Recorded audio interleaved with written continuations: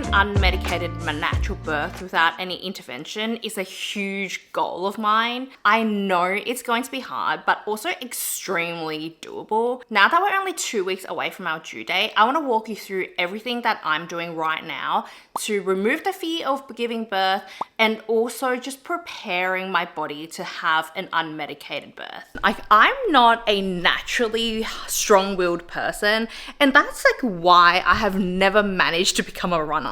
The second things get hard, my brain is like, no, we are tapping out. So I kind of feel like it's almost funny that I want to do a unmedicated birth, because of course it's going to be hard. My best case scenario is no epidural, no C-section. And the reaction is always like, girl, like, why would you do that when you have like all these things at your disposal nowadays? And I know that, you know, modern medicine has come a really long way, and there's absolutely no shame in taking pain relief. But at the same time, I feel in my gut that I can do this. I don't know why or where this feeling came from, but it is such a strong feeling that I have that I want to give it a go. So in the last couple of months, my husband Will and I have been preparing for our birth by doing courses on natural birth.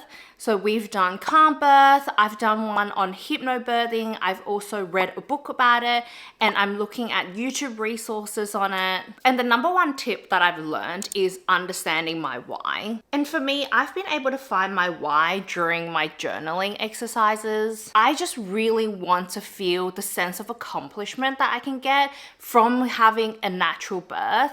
And I also know that if I take the epidural, I'm going to have less control over my body. I potentially might not know when I need to push, and that in itself is going to increase the chances of tearing, which is actually a huge fear of mine. The idea of tearing during birth just sounds horrific.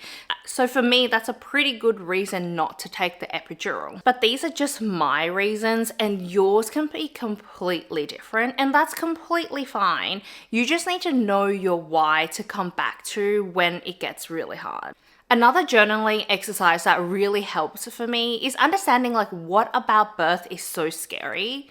Like, I am not someone who has a lot of babies in my life or a lot of mothers, and the only thing I know about birth is from watching TV. Like, the image is always the same. You have your screaming woman, you have your giving birth on your back, and her face is always scrunched up in so much pain. Of course, anyone is going to be freaked out with images like that of birth. And no wonder so many of my girlfriends have said the same thing to me. Like, oh my God, the idea of giving birth is so scary. From my exercises, I knew what I was afraid of about birth is that one, it looks extremely painful, and it's just like a long period of pain from when your water breaks until you give birth. You're just in pain the entire time. But from doing my own research, the course, reading up about it, and learning the stages of labor, I actually learned that there are phases of labor where you do get rest and your contractions really only go from 45 seconds to a minute. Like, I did not know that. Like, why doesn't anyone tell us that? I think from educating myself, I've come to realize that yes, birth is hard. No one is saying that, you know, it's easy, but it doesn't have to be scary. And that's a huge difference. I just want to add, when I say unmedicated, I mean no epidural and also no morphine. I've had morphine before for another injury that I had years ago, and it made me really, really sick. So I'm just not open to feeling that again. But I am open to taking the gas as like a way to help me with my breathing as well. I just want to add that really quick.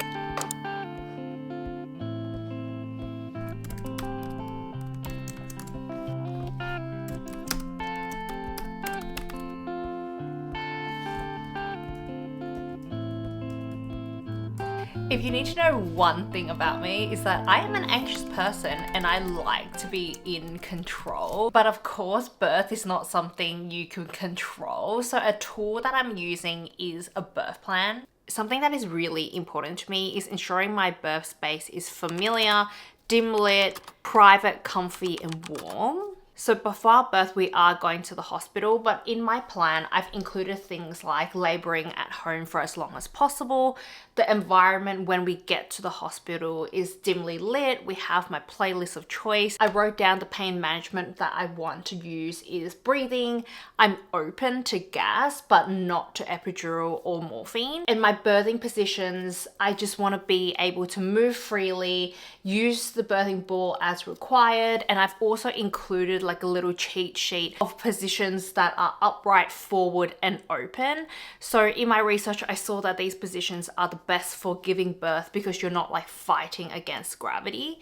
And just for Will's reference as well, I've included a partner massage cheat sheet.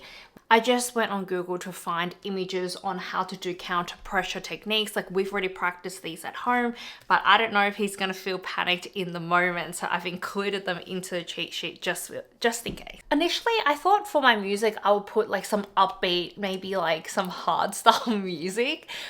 But recently I found like a 2000s playlist, and it's like all the music that I loved during high school, and I know all the lyrics to them. So I think I'm actually going to use that. Like, it's more like relaxing than like, you know, let's party. And look, I know birth is unpredictable. So at the end of the day, once we get to our birth, like maybe an unmedicated birth is not in the plan for me and this baby. And that's fine. And absolutely no shame in that. And I want to include like, what's the plan B? I know emotions are going to be running high on that day. And like, there definitely will be moments of like panic when I feel like, oh my God, I can't do this anymore. So at least if my plan B is listed out, it will support me in making decisions rather than just making decisions like frantically. So on the topic of creating a quiet, comfortable birthing space, let me just show you what I've also packed in my hospital bag for that. How cute is this? This is a hot water bottle, and I've also brought another heat pack. Like, these need to go into the microwave. I used to manage my period pain with heat, so I'm thinking maybe this would be really helpful. But a friend of mine recently gave birth, and she told me that during her labor, she really liked a pocket fan. I have this at home, which are like these cooling sheets. Essentially, it's kind of like a wipe that cools down your skin. So maybe these will be helpful too. For dim lighting, I got these LED candles from Kmart. It seems as if you can do like multiple colors. So I guess that would be helpful. I'm also going to bring my Muji diffuser. This has a really comfortable warm light in it, as well as pairing it with lavender essential oils. I also have this one, which is a roll-on, and I actually have been using this at home, you know, when I'm just relaxing. So once I'm in labor, it just reminds me of, you know, feeling very relaxed at home. I also packed this room spray, and it's Tasmanian pepper and lavender. Again, it's really just for that, for the vibe. And lastly, I rented a TENS machine. So if you don't know what a TENS machine is, it looks something like this. So I'm gonna read it to you from Google, but essentially a TENS machine is to relieve pain by delivering electric impulses into the lower back. It says something around stimulating the nerves that run up your back and blocks out the pain signals from reaching your brain. It also helps with releasing endorphins, which is your body's natural painkiller. So this was recommended to us by our midwives when we did our birthing classes. I will let you know how effective this is. But again, it's just an alternative way to manage pain, like without taking an epidural. On TikTok and social media, you hear so much about preparing for birth by eating dates and drinking raspberry leaf tea, but from the birthing courses we did, I realized the biggest thing I had to do to prep for an unmedicated birth is actually to train my mind. You know how I said I am scared of the pain of birth? So to help with that, whenever I'm cooking or cleaning or just even doing my skincare, I like to pop in a meditation about positive birth or listen to a positive birth story, and this has really helped me to reframe my mindset about birth. I don't know if it's my pregnancy hormones or the fact that I'm actually now at a point where I'm really excited to give birth and meet my baby, but whenever I listen to these, I actually cry because of how touched I am. I think there's something so powerful and touching about hearing words like, my body is made to give birth, I am calm, I am safe, and I'm in control. I trust my body to birth my baby, and it will not give me anything I cannot handle. I know it's cheesy, but I don't know. There's just something about it. And I'm really hoping these new positive thoughts about birth will help me reduce anxiety and fear when the day actually comes, even though I know that, anything can happen on that day. But in hypnobirthing, there's something called the fear, tension, pain cycle, which to my understanding explains how fear triggers tension in the body, and that actually makes your contractions hurt more.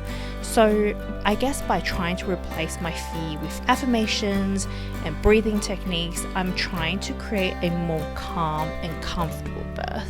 But I do want to add that no matter how your baby enters the world, the birth story is valid, beautiful, and uniquely yours. I don't think choosing to have pain relief, an epidural, or taking a C-section diminishes your strength as a mother or the love you have for your baby. Remember, the goal is just to have a safe and healthy arrival of your child into the world. So it doesn't matter whatever route you take. A birth is a birth. I know the whole time we've been talking about how to have a very specific type of birth, and I think it's completely fine that you want that, but at the end of the day, your birth is not a test of your strength. It is just the stepping stone for you to become a mother. And no matter what happens, your body is still amazing. Your body is still so strong for growing and delivering a baby. No matter what happens, you're already doing amazing, mama. So that's it for today. Thank you for joining me on today's vlog. And please let me know if there's anything that you're also doing to prepare for an unmedicated birth that I've missed out on, so then we can go through this together.